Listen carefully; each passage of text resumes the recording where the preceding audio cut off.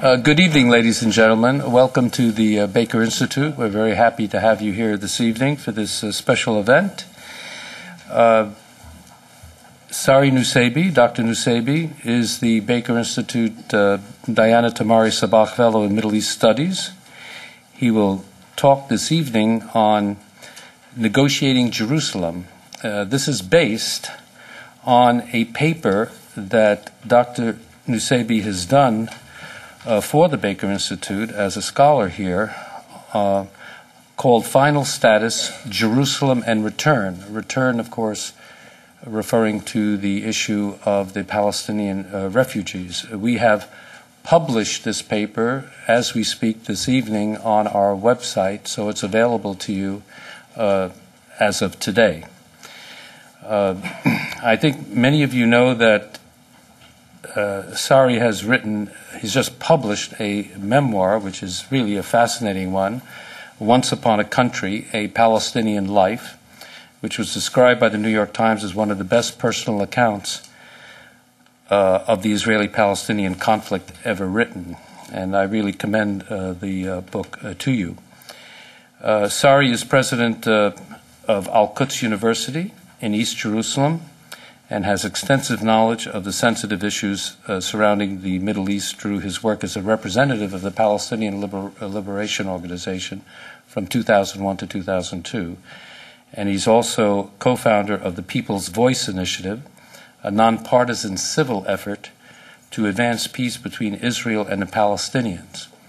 In 2002, he courageously, and I want to underline courageously, co-authored with Ami Ayalon, who is currently the Israeli minister without portfolio, who happened to be the head of the Israeli Shin Bet, which is like the Israeli FBI, a statement of principles calling for a two-state solution to the Israeli-Palestinian conflict. This was the first time in my memory that a prominent Palestinian and a prominent Israeli came together to really outline the contours of what a final solution to the Israeli-Palestinian problem could be. Now, this document, which I also commend that you read, and I'm obviously not going to go through it, but it's a very simple statement of principles. It's very short. It's like a little longer than one page, and it calls for two states. Both sides will declare that Palestine is the only state of the Palestinian people and Israel is the only state of the Jewish people. It calls for permanent borders between the two states, agreed upon based on the June 4, 1967 lines, with some border modifications. On Jerusalem, that it would be an open city, the capital of the two states. Freedom of religion and full access to holy sites will be guaranteed to all. The Arab neighborhoods in Jerusalem will fall under Palestinian sovereignty and the Jewish neighborhoods under Israeli sovereignty. It calls for the right of return, recognizing the suffering and the plight of the Palestinian refugees. The international community, Israel and the Palestinian state, will initiate and contribute to an international fund to compensate them. And here's the key phrase, which caused a great deal of controversy. Palestinian refugees will return only to the state of Palestine. Jews will return only to the state of Israel. Fifth point is the Palestinian state will be demilitarized. And the last point is that upon the full implementation of all these principles, the conflict ends. Now, what's important in this document is that this is basically the contour of what's going to eventually happen if there's going to be Israeli-Palestinian peace. And as I say, Sari very courageously has co-authored this with Ami Ayalon. He comes from one of the most historic families in Jerusalem, and we were talking this evening, and I want to end my already too long introduction. I want to tell you about this family, because it's incredible. In the Middle East there are many narratives. The Israelis have their narratives, the Arabs have their narratives, even the Armenians have their narratives. But the Nusseibeh family goes back to almost the beginning of time in Jerusalem, when the successor to the Prophet Muhammad, Omar, the Caliph Omar, came to Jerusalem, the Greek Orthodox Byzantine, the Bishop of Byzantium, Bishop Sephronius, handed over the keys of the city of Jerusalem to the Caliph Omar, including the keys to the Holy Sepulchre. Omar gave his word that, his guarantee that all the Christian places and people will be protected, and he also extended protection to the Jews and allowed them to come back to Jerusalem.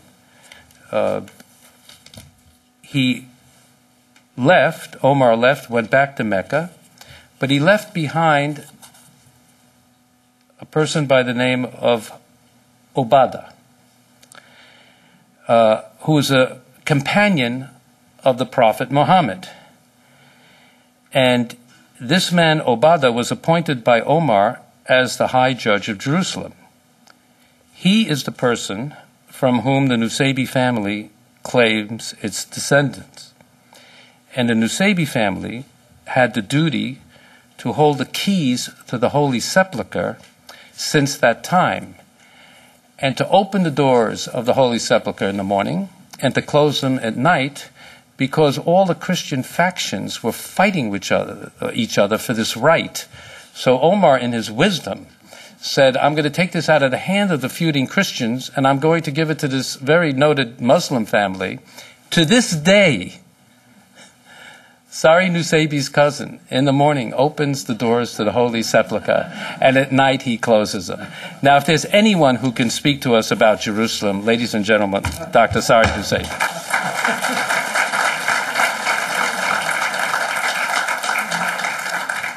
Well, thank you very much, Ed. I'm very honored to be here, standing before you, and very happy, actually, to also have had the opportunity to join up with the Institute, with the Baker Institute. And I've known Ed for many years. And also I've known Secretary Baker for many years. Earlier today I showed Ed the book that's on the shelves of Secretary Baker, a book called No Trumpets, No Drums, which I co-authored with an Israeli colleague back in 1991, an Israeli colleague by the name of Mark Heller.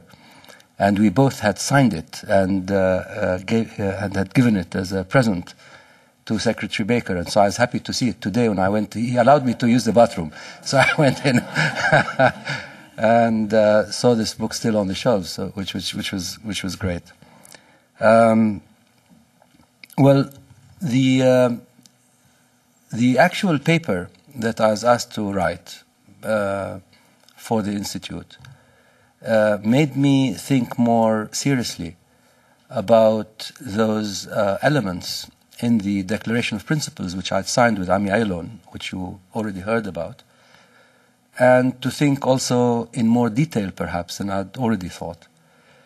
And therefore, I came out with some ideas based on those principles, or guided by those principles. And I'll take the opportunity in the next few minutes to try to convey to you as clearly as I can what those thoughts were, what those ideas were in the paper, which you can also go back and read on the website.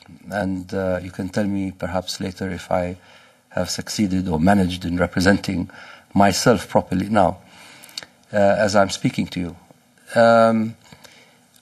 I begin with a very important, in my opinion, and very often overlooked aspect of negotiations, which is the fact that individuals, and by individuals I mean the people themselves, for example, that are engaged in the in the act of negotiation, can be influential one way or another, can make the difference one way or another, over and above the question itself of the issues over which they are negotiating about, can make the difference of whether a negotiation can succeed or not.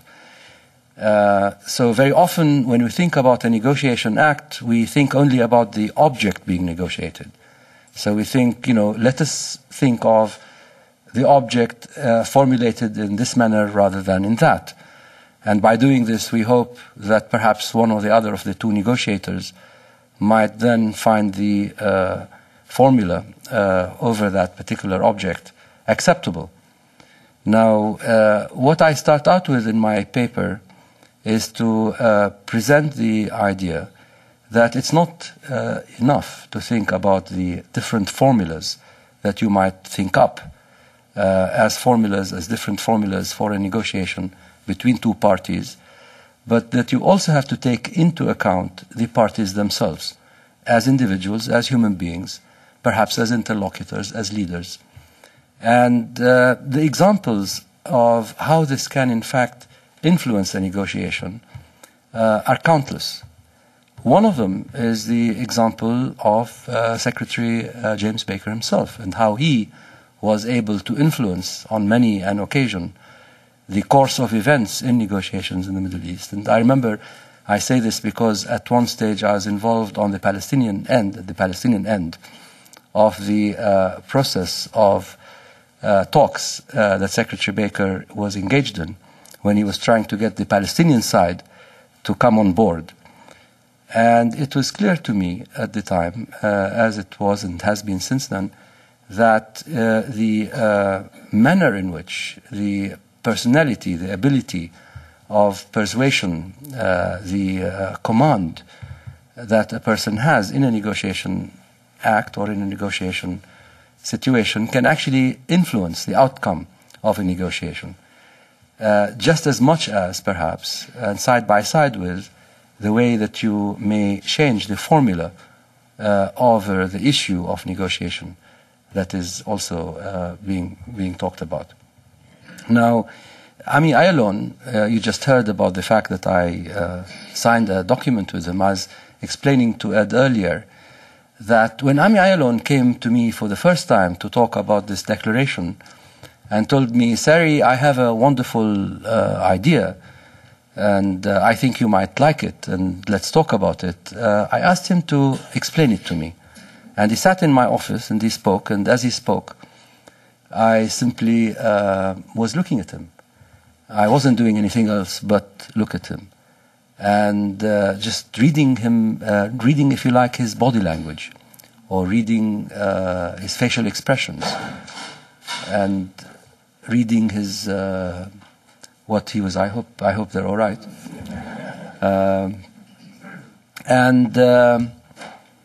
At the end, you know, when he finished, I said, okay, so I'm prepared to be your partner in this. Now imagine this is a very, very critical, sensitive issue. And you heard that say that it was perhaps the first time that you had a Palestinian come out openly in support of something like that, which was on the paper. But nonetheless, I was prepared to tell him, without reading the documents, that I was prepared to be his partner. Now, imagine if it had been a different situation, if it had been somebody else, if I had read in his facial expressions, or if I had read in the way that he spoke to me, for example, if I had read any sign that he was, for instance, trying to pull my leg, that, for instance, he was trying to be clever, that, for instance, that he wasn't genuine, I would have been on my guard. I would have said to him, okay, I'm going to take your file. Thank you very much for coming to see me. I'll give it to my lawyers or I'll give it to my colleagues and I'll come back to you and I'll let you know. But reading the way that he was speaking to me was enough to make me trust him, to make me trust the fact that this man was not playing games, that this man was genuine. He spoke from on the basis that he was interested in Israel's own security, own interests. He wasn't interested in the Palestinian. He wasn't, trying to sell me, for instance, the fact that he was for Palestinian rights. He didn't lie to me. He said, I'm interested in my country as an Israeli, as a Zionist. I'm interested in my situation. And I've come to the conclusion that the only way I can protect my interests as an Israeli is to do such and such. Now, it just so happened that what he had in mind to do coincided with what I saw as being in the interests also of the Palestinian people. And that is why I said to him, I'm your partner at the end of the talk. And he said, well, aren't you going to read the file? And I told him in due course, but you can count me in as of now. He was surprised. But even as I said this to him, I also acquired his own trust. The very fact that I told him, I am prepared to be your partner, even without looking at the file. And therefore, he was, very willing. An hour or 2 or 3 hours later, I can't remember, whenever it was that my wife read the file and had expressed her opinion, he had no problem when I rang him up later and said, Ami, can you please change this or that sentence or this or that word? And he said, of course, that's no problem. And we did that. So that's how we did things, rather than through lawyers. And this is an act in which the two people were brought together as much by the content as by the personalities, by the chemistry, by the individuals concerned. And this is how I start basically talking about negotiations in the paper I prepared for the Institute, namely that as we think of any negotiation act, we have to take into account not only the issues themselves and the different formulas, but also the actors and how they can also be changed or affected or influenced or themselves impact the negotiations. Now, having said this, I turned to the questions of the so-called final status issues. Now, as you all know, in the negotiations in Oslo, there are 5 issues that were deferred for negotiations, and at the time people thought that they were too hard to handle, too difficult, too hot to handle immediately. And so they decided in Oslo, we will come to some kind of interim arrangement. We will agree on what it is possible now to agree on, and we will defer the discussion, the negotiation, and the final agreement on those issues that are very hard now for the two sides to handle. And 2 of those issues were, of course, as you know, Jerusalem and return, the right of return and the Jerusalem issue. The 3rd one was the issue of the settlements that Israel had constructed east of the Armistice Line of 1949 in areas that fell under its occupation in 1967. Another issue was water, and another issue was the military situation. Yeah, I think I'm right like this. Borders, settlements, Jerusalem, return, these were the issues that were up for discussion and that they were deferred. Now, so when I came to address those issues, I addressed them in the following way. Now, Ed had asked me, when he asked me to write on the final status, he had asked me, if I may say so, had asked me to focus on Jerusalem. He said to me, since we're interested in how this is going to look, so can you come up with some ideas about what a negotiated Jerusalem formula might look like? And as I began to think about this, I came to the conclusion that in fact it was very hard. It's very hard to come to a formula that would be acceptable on Jerusalem if one were to look on the Jerusalem issue separately from the other issues. So this was then my second point. The first point was to do with incorporating negotiators in the act of negotiation. The second point that I made, and that you'll see in the paper, is that you have to also take into account the ability or the possibility, if you like, to incorporate, as you negotiate, more than one issue into the act of negotiation so that you can make trade-offs between one issue and another. I just want to say 1 or 2 words about this to make this more comprehensible. Now, if you pick up an issue like Jerusalem by itself, and you were to present it for negotiations between the two sides, the positions of the two sides might not coincide. They might seem to be too far apart from one another, so that any kind of concessions or any kind of ceding that one side may be able to engage in favor of the other might not be enough, may not be enough to make the other side accept that particular formula. Likewise with the refugees. Let us say on the refugee issue, the Palestinians say, we wish to have an implementation of the right to return to Israel. Now, so the Israeli interlocutor will ask, well, how many refugees do you have in mind? And so the Palestinian will say, well, it started out back in 48 with 776 or whatever thousand people, but today there are several millions. So we wish them to return, to Israel. So the Israeli interlocutor will say, but aren't you asking for a little bit too much? And so the Palestinian will say, okay, maybe it's too much, so how much can you take? And so you can imagine two sides haggling over the issue, but never coming to a conclusion, because on the one hand, what the Israeli will accept will, on the other hand, never be acceptable to the Palestinian, nor vice versa. Now, likewise with Jerusalem.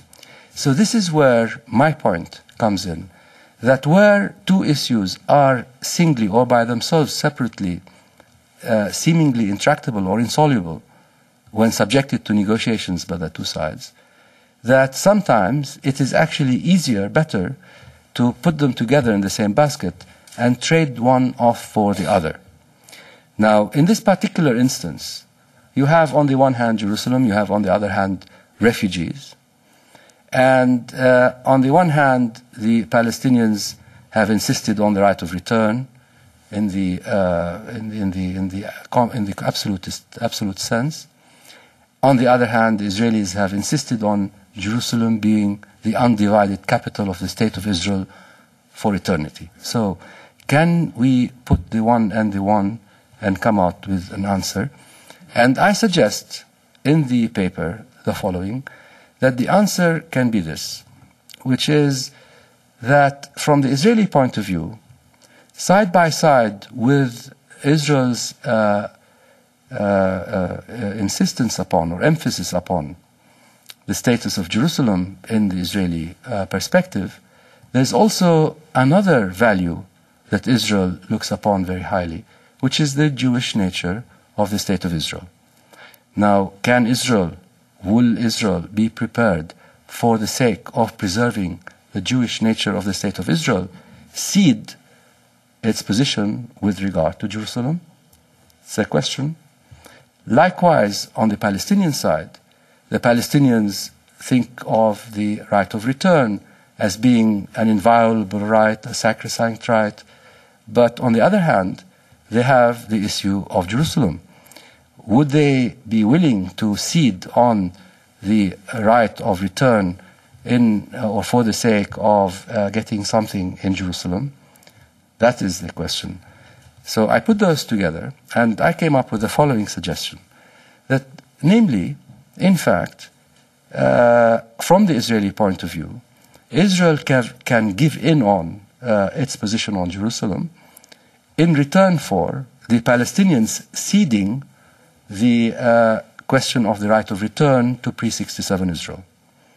And that likewise, the Palestinians can give in on the question of return to pre-67 Israel in return for, or in exchange for, Israel ceding on the question of Jerusalem. So what are we talking about? In the end, we're talking about an exchange, a trade-off between the right of return and, on the other hand, the Jerusalem. Now, that sounds okay, I think, I hope, but it's not enough, because what you come up with afterwards is to look into the details.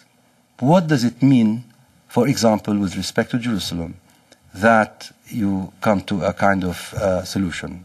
What exactly do you want Israel to cede or to give concessions on? Here I use 4 principles, and I call them the soda principles. And I called them the soda principles as a way of reminding myself in a company like this of what these are. Now, the soda principles are the following. The first principle is sharing. That's why the S is there for soda. Sharing Jerusalem. That the first principle is the principle that Jerusalem shall be shared by the two sides. Which means, of course, if it is shared by the two sides, that it can either be a single city which is shared by the two sides as two capitals, or it can be two capitals in the same space. Now, this is a an important distinction.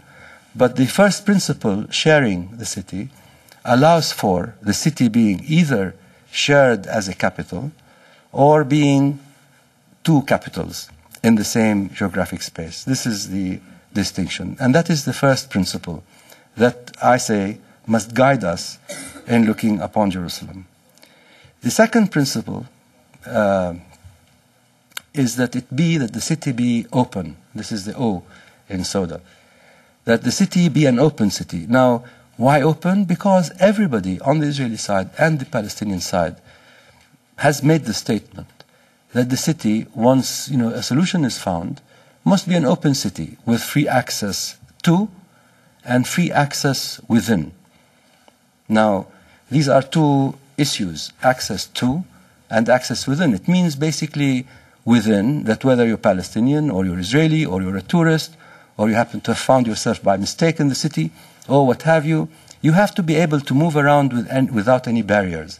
And that applies to goods, services, as well as people, personnel. And two means, of course, that if you're coming from outside, so if you're a Palestinian living in the north of the Palestinian state, or if you're an Israeli living wherever, and you wish to come into the city, you should have also free access to the city. There should be no barriers which prevent you from reaching there. So this is what an open city means. So I put this as the second principle. This has, as a principle, certain consequences, as does the first principle, as do the two other principles. But I will not go at the moment into the details of those consequences. I'll refer to some of them in a minute, but I will not go into them immediately. The third principle, meantime, let me point out, is the principle of, and this is the D part, of the divine status of the, what I call, religious heartland. Now, what is the religious heartland? Now, the religious heartland is an area of maybe 1 square kilometer plus. It's an area of 1 square kilometer plus that includes the Western Wall Plaza, as well as the Haram Noble Sanctuary Temple Mount Plaza. Now here, my suggestion concerning this particular area, that the sovereignty, the so-called what we always feel to be such an important issue, the sovereignty, that here the sovereignty can be agreed to by both sides to be that of God, namely neither that of the Israeli government nor of the Palestinian government, but that of God. However, having agreed on this, then the Israeli government can run the affairs of the Western Wall Plaza and the Western Wall on behalf of the of God and for the Jewish people, like it has been doing, as it has been doing so far. And the Palestinian government can run the affairs of the Noble Sanctuary Plaza like it has been doing on behalf of the Muslim people and the Palestinians, like it has been doing so far. Now, but since they do not have sovereignty, either side, they have to agree, and this is part of the agreement, that neither side then can have a say in doing anything in this area or to this area without the agreement of the other side. So, for instance, if the Palestinian side or the Muslim side wishes to do any digs or archaeology or construction or anything like this, it has to have the agreement of the Israelis. And if the Israelis want to do any digs and whatever, wherever under the wall, above the wall, it has also to have the agreement of the Palestinian side. This basically ensures that nothing happens there that can be a cause for igniting any kind of conflict. And it ensures that at the same time, the status quo that has existed so far can continue to exist. Now, this status quo over the religious areas can continue to exist also in the other places for the Christian community. So it will ensure that my cousin can still climb up the ladder every day at 5 o'clock to open, and in the evening to close the door of the Holy Sepulchre. What I mean is the status quo of the Christian holy places and the status quo as far as the religious communities, the religious Christian communities, can remain as they have been for the last, well, since the Ottoman time. Namely, they have self-rule within their own communities. Okay. Now, there have been suggestions made on the issue of sovereignty in this 1 square kilometer plus. So I'm going to just mention two and tell you why my solution is better. One suggestion made by Palestinians in particular has been to divide up the sovereignty vertically between the two sides. So, for example, to cede the sovereignty over the Western Wall to the Israeli side, while at the same time asserting sovereignty for the Palestinians on the Mount or Temple Mount or Haram side. Now, this is a good suggestion for people who are not religious. But for people who are religious, it doesn't work. Because if you are a religious person, whether from a Jewish perspective or from the Muslim perspective, it doesn't do to get the concession, the recognition of the other side of your sovereignty on this part in exchange for your ceding sovereignty to them over that other part which you think is as holy to you as this part. And like that, vice versa. The Israelis also will not see it acceptable to cede sovereignty over the, for instance, the Dome of the Rock area, even though the Palestinian might cede sovereignty over the wall area. Because for the Israeli or for the Jew, that is just as sovereign or just as holy as that. So that is one argument that's been proposed that I think will not go down as far as the religious, and this is after all a religious context, as far as the religious people will go. The other suggestion that was made, I think, in Camp David by President Clinton, I believe, is to divide up sovereignty not vertically but horizontally.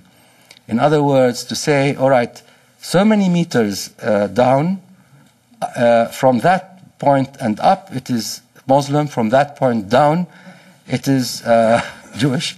But the problem with that is it works for maybe properties and skyscrapers and so on in other countries. But when you're thinking about holy space, I don't think it quite works. It sounds funny. So I think, to go back, I think the best thing that can be done to the 1 square plus kilometer, if you are religious or if you are not religious and you simply want a practical solution, is to say simply that this part over which there is conflict can be God's. After all, why is there conflict over this part? It's because of God. So we can give it to God. And in the meantime, we can continue to operate, our religious rights and so on, just as we've been doing. Now, this is the D part, soda. The last part, A, is the Armistice Line. And I want to just spend 1 or 2 minutes on this. Now, you may have heard, on the one hand, of the Clinton parameters for Jerusalem, namely, and you heard them, actually, I've used them in the Sari Nusseibeh declaration, that Arab neighborhoods will come under Arab sovereignty, Jewish neighborhoods under Jewish sovereignty. Now, if you take that into account, and you remember that, and take into account, on the other hand, something else, which is the statements that were made recently, and some of you might have heard, by some Israeli leaders, that we are prepared to cede sovereignty on some outer Israeli Palestinian neighborhoods in East Jerusalem, you might come to the conclusion that this sounds like a good practical implementation of the Clinton parameters. That Clinton says Arab sovereignty over Arab neighborhoods. Ulmert says, or Haim Ramon says, we give sovereignty to the Palestinians over these particular neighborhoods. It sounds good. But actually it's no good. And I'll tell you why it's no good. And I'm very direct and open about why it's no good. And one has to be direct and open because in negotiations about issues like this, I believe one has to be open and one must try to be as wise as possible and as little clever as possible. So use cleverness less and wisdom more. Now, as you probably all know, in 1967, Israel expanded the area of East Jerusalem. So East Jerusalem was or consisted of some 20 square kilometers, including the Old City, and the outer areas of the Old City, including, Sheikh Jarrah, Beit Hanina, or not Beit Hanina, sorry, Sheikh Jarrah, Wadi al-Jawz, areas around the Old City. So this was about 20 square kilometers. When Israel came into control of that area, when East Jerusalem came under its occupation, Israel expanded the boundary of East Jerusalem so that it became, instead of 20 square kilometers, something like 70 square kilometers. Now, how did it expand? It expanded into the West Bank, right?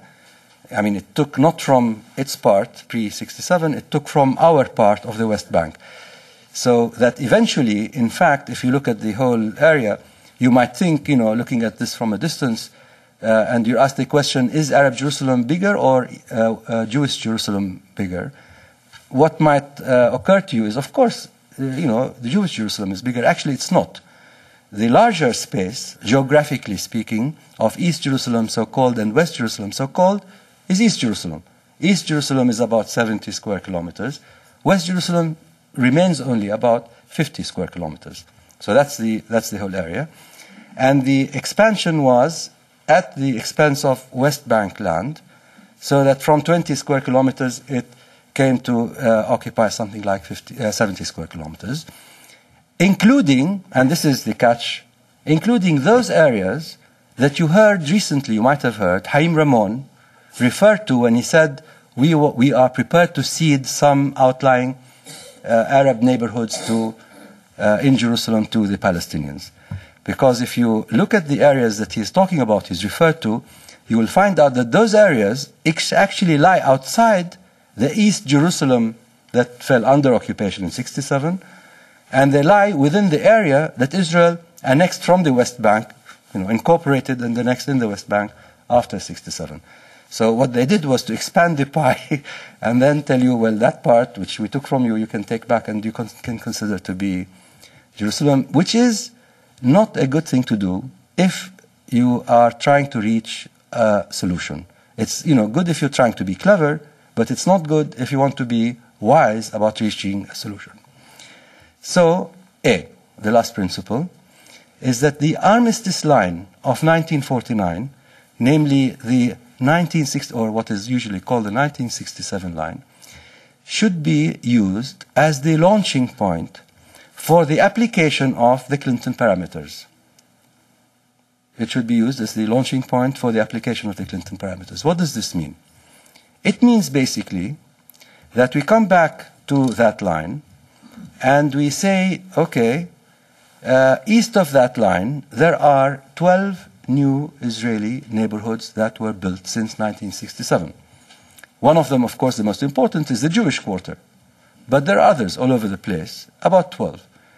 So we will apply the Clinton parameters to this reality.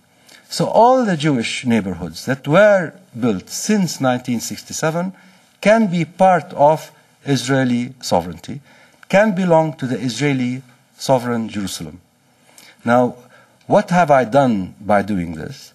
What I've done is pick up the islands that were created since 1967 of Jewish neighborhoods as islands in an otherwise Palestinian area and ceded them to Israeli sovereignty in return for getting the land that was taken by Israel after 67 outside of those islands and giving them back to Palestinian sovereignty so that the Palestinians can then set up or constitute their own capital around them and side by side with the Jewish Israeli West Jerusalem. So, instead of the 14 Arab neighborhoods in East Jerusalem being islands in an overall Jewish Jerusalem, we have 12 Israeli neighborhoods, which are islands in an otherwise Palestinian East Jerusalem. This is the basic difference. And I think it's a fair solution because it maintains for the people who are living in those neighborhoods the ability to continue living in them. They're continuing to be able to be part of the Israeli sovereignty. But it gives us back, the Palestinians, the extra square kilometers that were taken and next to Israel that we need on the Palestinian side to constitute an integral capital on the eastern side. Now, these are the sort of principles. Now, the very various things that follow, I will just say one or two things, if I may, and then I'll stop for discussions. Because, if you take them all together, those principles, what this means is the following, that you basically have to start thinking of Jerusalem as a single unit. So, for example, because you see, if Jerusalem is to be an open city, free access to and within, it means that whatever sovereignty line you think of, the Armistice Line, whatever it is, that will divide East Jerusalem from West Jerusalem, wherever it is and whatever it is, it has to be as virtual, imaginary as possible, because you want free access of people, goods, and services.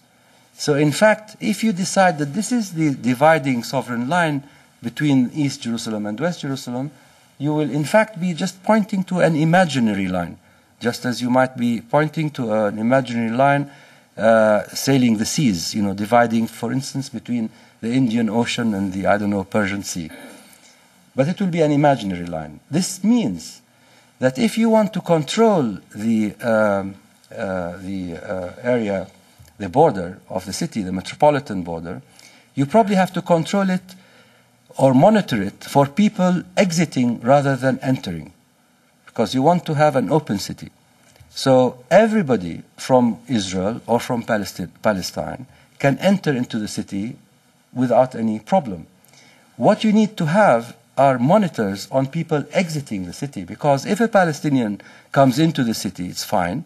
But if they want to come out and they want to go into Israel, that's not fine. You have to have a monitor for the Israeli border police, and likewise for the Palestinian side.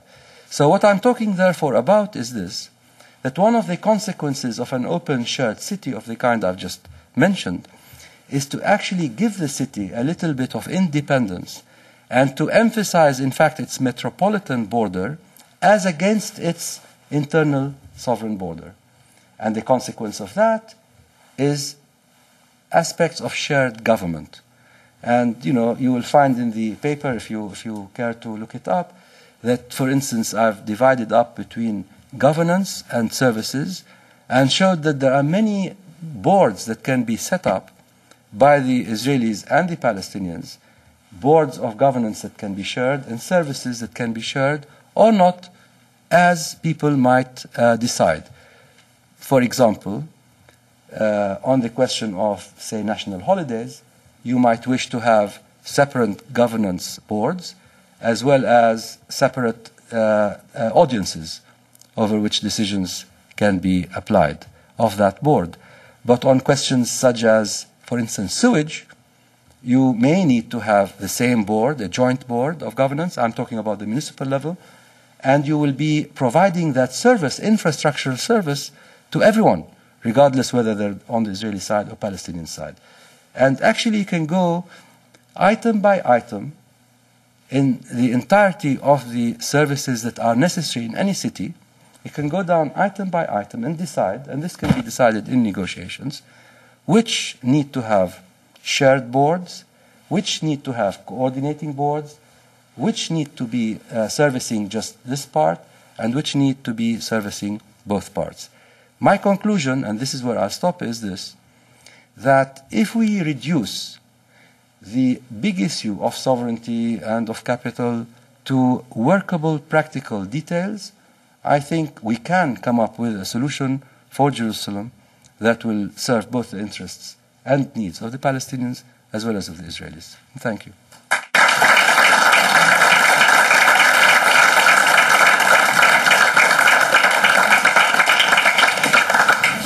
We have a few minutes for questions.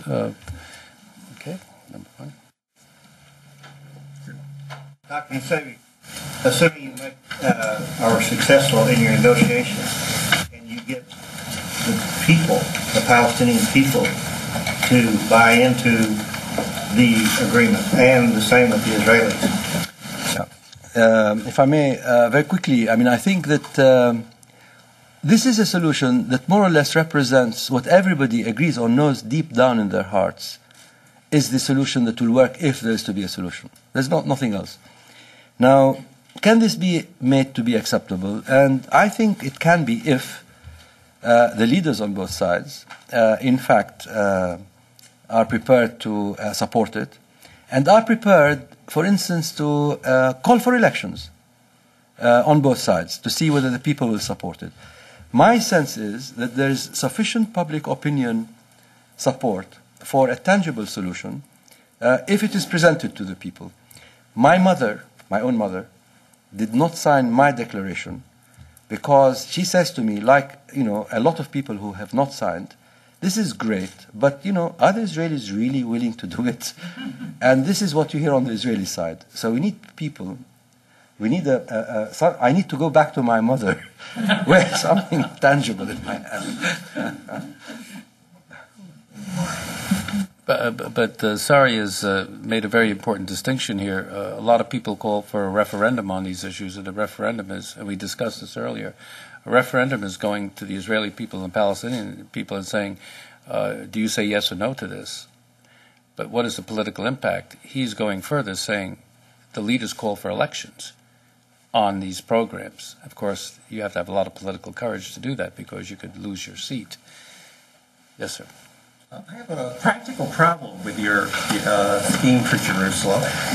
If it is open, what is to prevent a suicide bomber from walking into Jerusalem from the West Bank and blowing himself up in a Jewish neighborhood?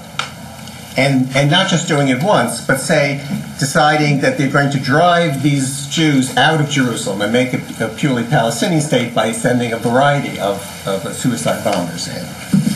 Well, you see, the question is based upon the premise, which I do not share, that the only way to minimize or prevent terrorism is by the use of force.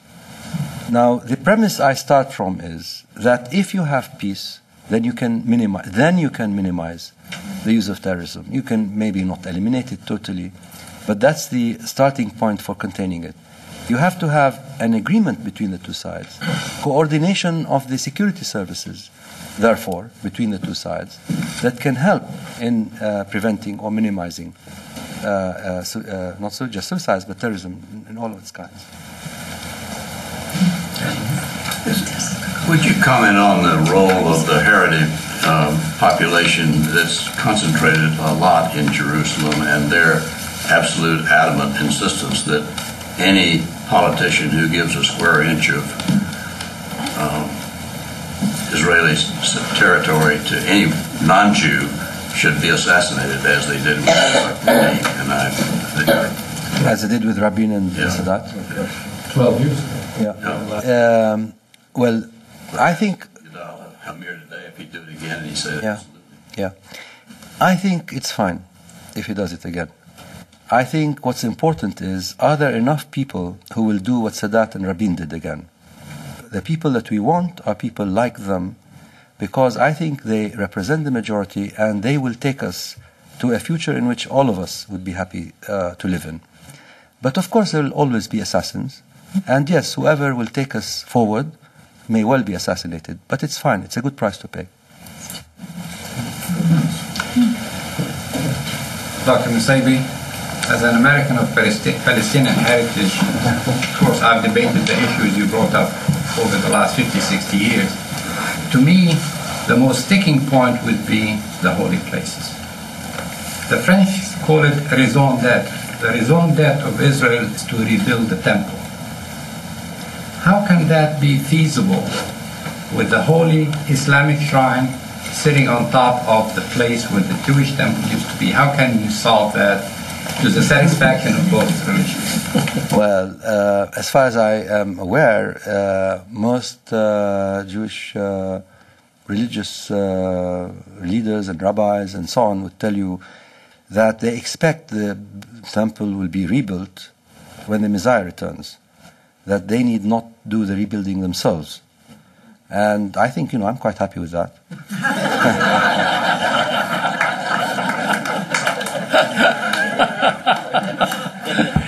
We can only have one more question because the hour is late. Any further questions? Dr. Nusseibeh, thank you very much.